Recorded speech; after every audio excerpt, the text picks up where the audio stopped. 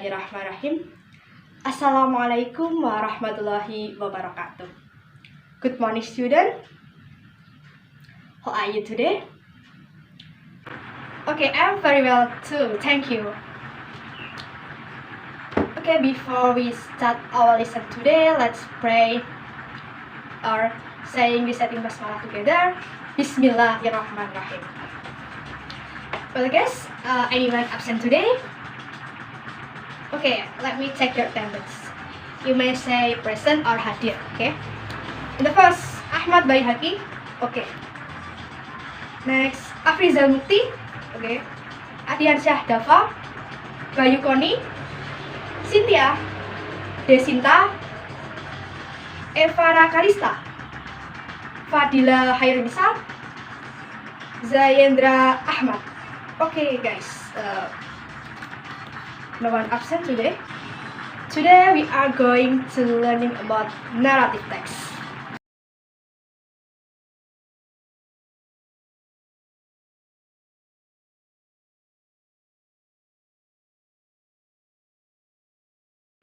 Oke, dalam narrative text ini nanti kita akan belajar mengenai definition. Yang pertama adalah definition. Lalu tentang the purpose, lalu generic structure,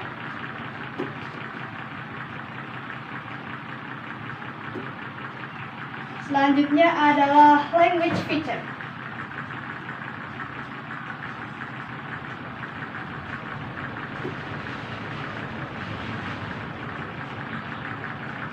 Well, guys, when you were a child, did your parents tell you stories?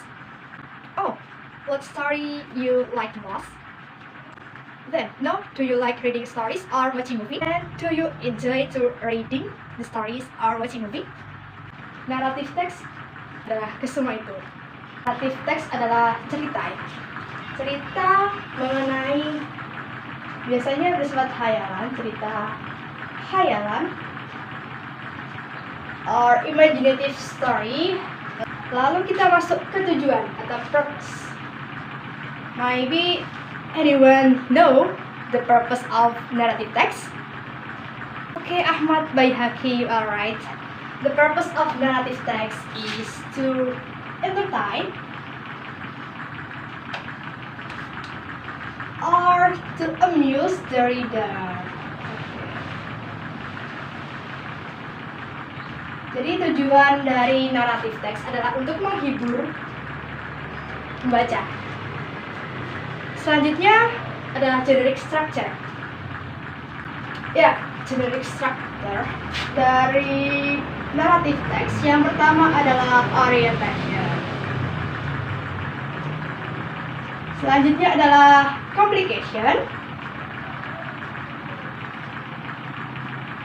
Lalu ada resolution. Yang terakhir adalah coda. Coda ini istilahnya bersifat sunnah. Tidak semua cerita itu mempunyai coda. Dan ini tidak harus ada dalam struktur naratif. Oke, orientation. Orientation dalam bahasa Indonesia berarti orientasi atau pengenalan. Nah, isinya itu pengenalan tokoh, penokohan, watak tokoh ya. Lalu ada pengenalan latar atau setting. Nah, baik setting tempat, setting waktu, dan setting suasana. Selanjutnya adalah complication. Complication itu adalah konflik atau krisis dalam cerita. Itu berisi permasalahan tokoh yang diceritakan dalam naratif teks tersebut. Selanjutnya adalah resolution. Resolution sendiri adalah penyelesaian masalah ya. Penyelesaian masalah dari cerita tersebut, dari konfliknya tadi. Selanjutnya mode.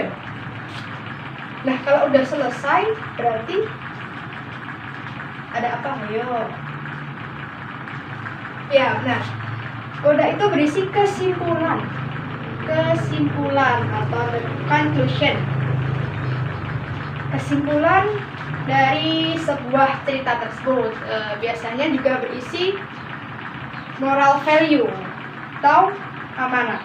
Moral value dari cerita tersebut. Nah, lalu selanjutnya ada language feature. Language feature dari teks naratif yang pertama menggunakan specific participle.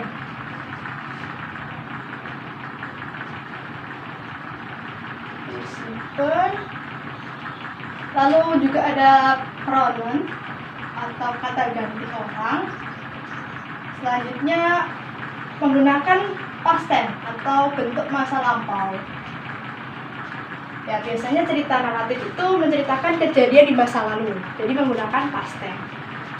Selanjutnya menggunakan kata kerja material verb.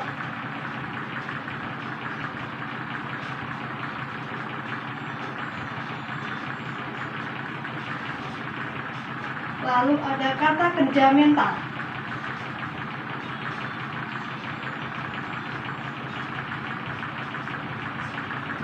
Seperti itu.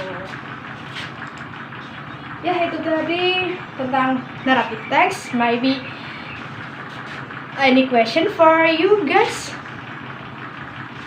Okay. No one?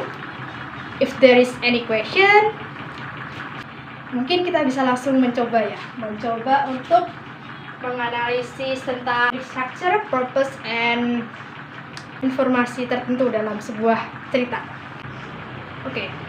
Well guys, maybe you can make a group for 5 group, include 4 sampai 5 siswa. Oke, silakan buat grup.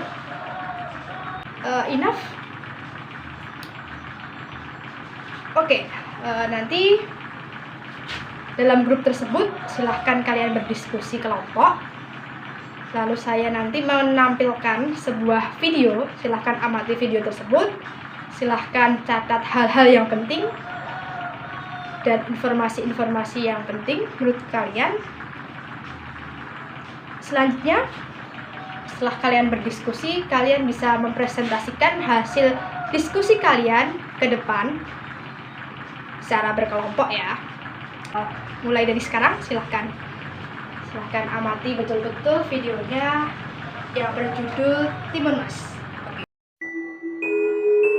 Once upon a time in Java, in a humble house on the edge of the jungle, lived a poor widow named Mbok Srini. She felt so lonely and prayed to be blessed with a child.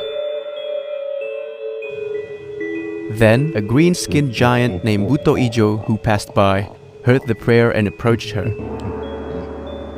The giant gave her cucumber seeds and told her to plant the cucumber seed and she will have a child. She must nurture the child. However, when the child had grown up, Mbok Srini must give the child back to Buto Ijo. The giant wished to eat the child. Eager to have a child, Mbok Srini agreed with Buto Ijo's deal.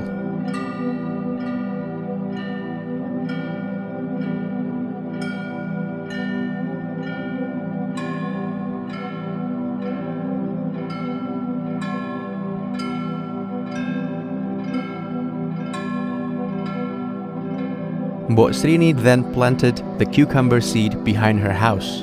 Later, a magical golden cucumber grew from its seed.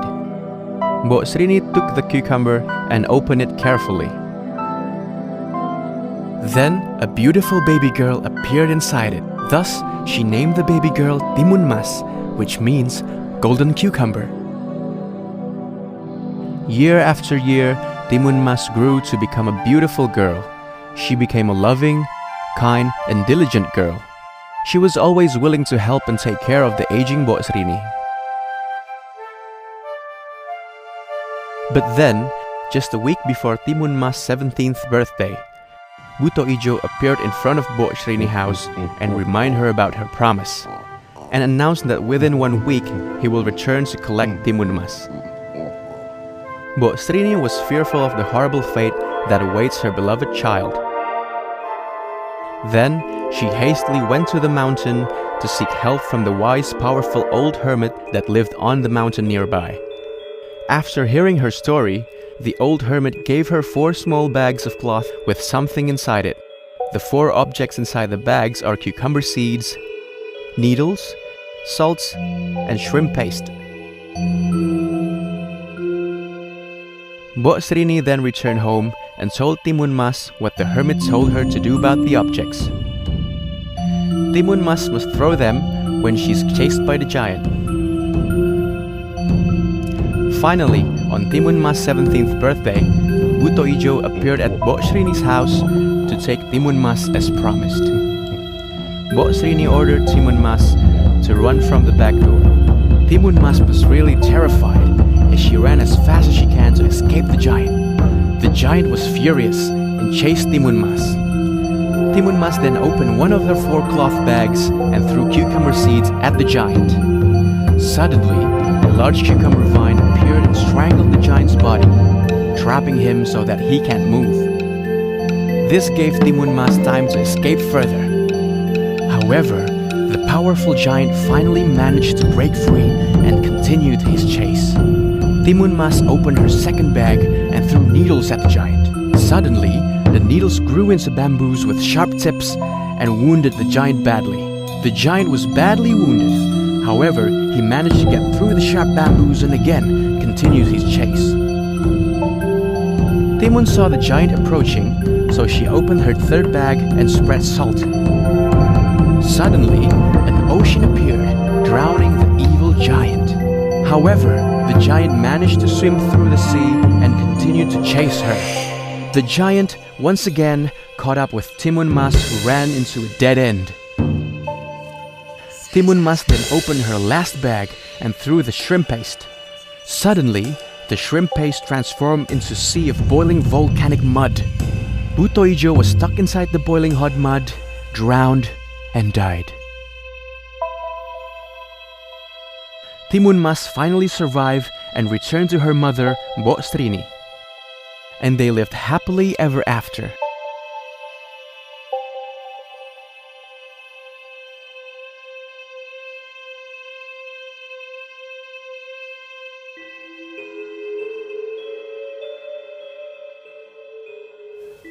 Okay, please give applause for the presentation.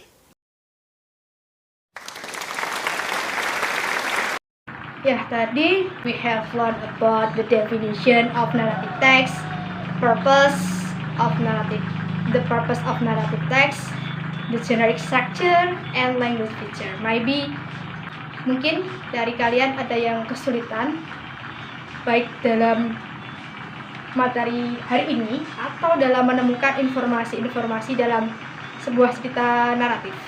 Jika tidak ada kesulitan, berarti udah bisa semua nih ya. Lalu kira-kira udah siap belum kalau minggu depan kita adain tes mengenai naratif teks tersebut? Belum siap? Oke, jika belum siap, mungkin minggu depan kita bisa latihan soal, dan juga minggu depan kita akan membahas lebih lanjut mengenai language feature. Okay, I think it's enough for me. Thank you for your attention. And then, to close our meeting today, let's say reciting Hamdalah together. Alhamdulillahirabbil alamin. Thank you for your attention. Goodbye and see you in the next week. Wassalamualaikum warahmatullahi wabarakatuh.